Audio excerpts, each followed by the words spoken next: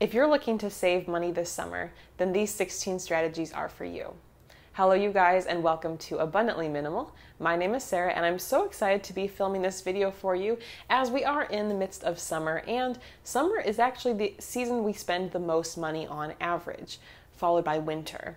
And I think it makes sense because a lot of us may choose to go on vacation or indulge in certain experiences during the summer that we don't do at other points of the year, as well as different events and family gatherings that might come up as well that have additional costs. So in today's video, I have 16 tips for you, and I'm actually dividing it into 6 categories of saving.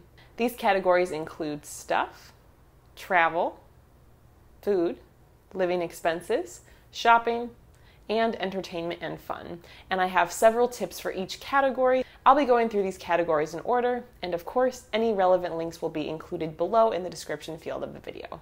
Let's begin.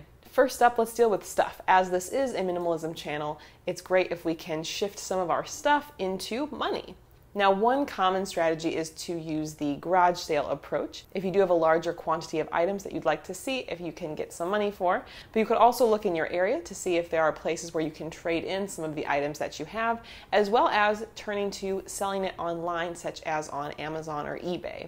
Over time, Jake and I were able to earn several $1,000s through doing this. Another great option that can reduce costs but also lead to a lot of fun experiences is to consider renting, sharing, or borrowing certain items. There are many items we have in life where we might think we need to own it, but when we break down how often we actually use something, it might be very rarely. For example, summer, a lot of people like to do barbecues and grills, but how often do you actually need to use those? Some people like to swim, but how often do they actually go swimming? Like, would they actually need a pool? Before we make any big purchases to purchase a new grill or purchase a pool or something related to these summer activities, maybe first we should see what the options are to borrow or rent or share with someone else. Of course, there's a lot of factors that influence, but if we focus on borrowing or sharing certain items that aren't used regularly, you can not only save a lot of costs up front, but also then you don't have to store those items or pay to maintain them over time. Now, travel is another popular summer activity that can be a lot of fun, but if we're not careful, the costs can add up. So I've definitely got some strategies to save money. I'm actually currently filming this at an Airbnb in Washington, D.C. as part of a road trip that Jake and I are on. And this is my first strategy to look into Airbnb as opposed to a hotel. Whenever I'm traveling to a new place and looking for lodging, I always check both hotel prices and Airbnb prices. And about 85% of the time, the Airbnb options, you get more for less money. What I mean by that is more space usually, also more additional amenities perhaps, for less cost. I love staying at Airbnbs because it gives you a more local and personal connection to an area. Obviously, it can help you save money. Many of them will contain access to a kitchen or your own private kitchen that you can use to prepare meals. And it can be a really fun space, especially if you've got larger groups, because then you can share a larger space rather than having separate hotel rooms. In my travel experience, I've used probably about 40 to 50 Airbnbs over our last 4 big trips that we've done, and I couldn't recommend it enough. If you are new to Airbnb and you've never stayed before, I do have a discount for you for $40 off your first stay. So I will link that for you in the description field if you're interested. The next travel tip to save money is to stay a bit further from the destination. This, I think, has been true with me a lot with going to weddings. Oftentimes, if a friend or family member is having a wedding in a very central city, central part of town, it might be a beautiful hotel, but then when I go look at the price, I'm stunned that the discounted rate is often in the upper $100 to even $200 a night. And that's just not a price I'm willing to pay for one night at either a hotel or Airbnb stay. Obviously, some of it comes from you're paying for convenience to be very close to the venue, but if you're willing to maybe have a 10 or 15 minute drive to get to a different destination, you can dramatically reduce your costs. The next travel tip to save money is choose your activities wisely. Not only can you do some research ahead of time for an area and see what free activities are available. I know right now in DC there are so many different museums and free activities to do, which obviously saves money. But it's also really important for you to choose things that you actually want to do. Don't fall into the trap of thinking, well, if this is a must do or people put it on their travel guide, that you have to do it. Personally, Jake and I don't really like art museums, and so even if an art museum is top rated, we just don't go. It's not really an interest of ours. We definitely went to some earlier on in our travel experiences, but after we realized we didn't enjoy it that much, we chose to allocate our time differently to things that we actually enjoy doing more. For us, that tends to be history museums, outdoor activities, and I love taking a look at beautiful architecture. So those were some of the things that I prefer to do instead. Likewise, as you travel, there are tourist traps, and these attractions or even restaurants can kind of suck you into spending more money than maybe you originally planned, and they're banking on the fact that you're next to this tourist activity, so you're more likely to stop there and check that activity out too. Really be intentional about your different activities you choose. And then the last travel tip, as I mentioned previously, is to pack extra food with you or do grocery shopping on your trip rather than only restaurants. It's very common to eat out a lot, but those costs can add up really fast, especially if food in the area is priced a bit higher. So while we do enjoy going out to different restaurants here and there, it's not something we do every single meal. And so having a few basic staples, even if it's a simple sandwich or simple like oatmeal for breakfast, you can save huge amounts of money doing that. Next up, let's go to the food and beverage category, and the first one being beverages. As the summer temperatures continue to rise, oftentimes we're motivated to reach for a cold, refreshing beverage. But if you are getting these beverages out from other places, your costs will likely be pretty high. This could include things like iced coffee beverages or different smoothies at places. And while these things are delicious, is it worth that high cost? Making these beverages at home is going to be a way that not only you have more control over the ingredients, but also you can save a lot of money, especially since most places will actually list out the ingredients online. So you might look at what the specific ingredients are in your favorite refreshing beverage of choice, and that can allow you to enjoy these comforts from home without having to go out and spend the extra money. Likewise, to save costs on out-to-eat meals, if you're not traveling anywhere, you could opt to do a potluck or some sort of summer gathering with others where each person brings a certain dish and then you get to enjoy the other dishes. You can also opt for semi-homemade options as a cheaper alternative to going out to eat. There are certain foods at the grocery store that, while not the healthiest dish, they're some sort of a convenience food. For instance, at a grocery store by us, there is this yummy Thai noodle dish that is frozen, and it costs about $5 and it's a serving for 2. Now, obviously, you can save a lot more money just making that item from scratch, but if you're looking for the convenience of going out to eat, that $5 pack, that's definitely cheaper than if Jake and I went to a Thai restaurant and probably would spend $20 to $30 on our meal there, when instead we can just make the microwavable pack in that situation. So see if there are other alternatives that you could do instead for some of your favorite out to eat meals that are maybe semi-homemade.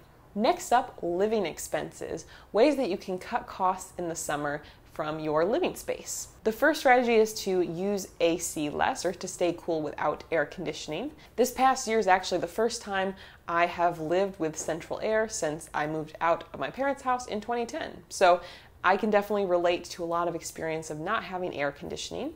Obviously, utilizing fans can be helpful. Opening windows, especially on the side of the house where the sun is not shining. So kind of adjust that, maybe open the windows on one side of the house in the morning and then on the other side of the house in the evening, so you can maximize cooler, fresh air that's coming in, specifically morning and evening. Staying hydrated with refreshing beverages such as ice water. And even if we are still using our air conditioning, if we reduce the intensity of using it and keep it at a more moderate temperature rather than keeping it at 72 degrees, maybe bump it up to 74 degrees and see if you notice a difference. But that is a way that adds up that can save money. Summer is also a time a lot of people choose to purchase a home or find a new living space. And as you're in that process, or if you're thinking about that process, A really amazing strategy to save dramatic amounts of money is to think smaller. Do you actually need such a spacious home or apartment? Could you do with a smaller space? If we don't actually need all of the rooms that we are purchasing when we purchase a home or rent out a space, then you're going to be throwing away a lot of extra money, or it's going to be a really expensive storage unit for extra stuff. You might even be motivated to buy extra furniture to fill that room. So if you can, even though it's fun to think about all the options, I know last year when we were looking into homes before we ended up purchasing our condo, we were looking a lot at all different sizes. But at the end of the day, we realized we don't need that extra space, so why would we waste money to buy it? After all, you don't want to be house poor and have a beautiful home, but struggle to make your payments and pay your bills. And another great strategy is to do what you can with home renovations before bringing in outside help. Now, of course, there's definitely different tasks that require high amounts of skill. I'm not saying risk it on those different items and potentially cause problems in your house, but there are many pretty easy tasks around the home that you can learn how to do on your own pretty simply. It's also really helpful too if you have some sort of home improvement store nearby. Usually the staff there are very happy to help you and give you guidance if you're thinking about a project on your own. Next up, let's get into shopping and ways that you can save with shopping. Now, in general, yes, if you're buying something, you're not really saving money. However, I do acknowledge that in life, there is regular consumption that happens. We don't just say, oh, I'm never going to buy anything again, ever. That's not realistic. One common purchase someone might make for the summer is new summer wardrobe. Now the temperature is getting hotter, maybe you're getting a few new pieces, maybe some of it has to do with summer workout or exercise equipment or a new swimsuit or something like that. Check out secondhand stores nearby. There are likely several in your area, maybe more than that. And these are going to be great options where people have donated or maybe sold items that they were no longer wearing and sometimes maybe never even wore. At this point, most of my wardrobe is either purchased secondhand or purchased new only from an ethical company. So really that eliminates most standard fashion brands that I don't shop from. And I find that secondhand shopping, honestly, the quality is so good, probably because so many people buy way more fashion than they actually need, and then they end up donating things that are practically brand new. I can't tell you how many things I've purchased used that were actually new. They still had those original tags on them for a much higher price than what I actually paid. So if you haven't yet tried out secondhand shopping, it's not as bad as you might think. It's pretty fun, and I know personally that's the way myself, as well as many others in my family, that's the only thing we do at this point. We're not going to go back to just being traditional new clothing shoppers, especially with the footprint of our clothing. Now, another really helpful tool to save additional money if there are purchases that you absolutely planned on making anyway and they are intentional is to use some sort of browser extension such as Ebates. If you haven't heard of Ebates before, I will put a link below to give you $10 free. Essentially, it's a program where it will give you cash back based upon your purchases. It's often smaller percentages, such as 2% or 4% cash back for different purchases that you make. But if you do shop online, there's almost always a cashback code that you can get, and it requires no extra charges or effort on your part besides setting it up. So if you're curious about checking it out and you'd like the $10 free bonus, I will put the link below with the code. Lastly, let's talk about entertainment and fun. While there are definitely many fun activities that are worth the price point of admission or whatever the cost is, there are also ways you can save money. If you haven't already, look up those free activities in your area. You might think you know what they are, but a lot of these types of events always change, and especially the summer is a great time where there might be free concerts or events that pop up at your local community center, library, or other areas. Those can be a great way to try out something new, have fun doing it, and obviously not spend extra money. Another great option is to use entertainment that you already have. Are you someone who holds on to countless movies, books, different games? If so, why not return to some of the things that you already have? I know I always wondered what was the point in keeping a book or movie if I didn't plan on watching it again. you might wonder, well, you're right, I don't actually watch these things again. If so, maybe that's something to let go of and declutter or give to someone else, but take advantage of what you already have to be able to prevent you from needing to go out to the movies as much or to buy certain new items to supplement what you already have.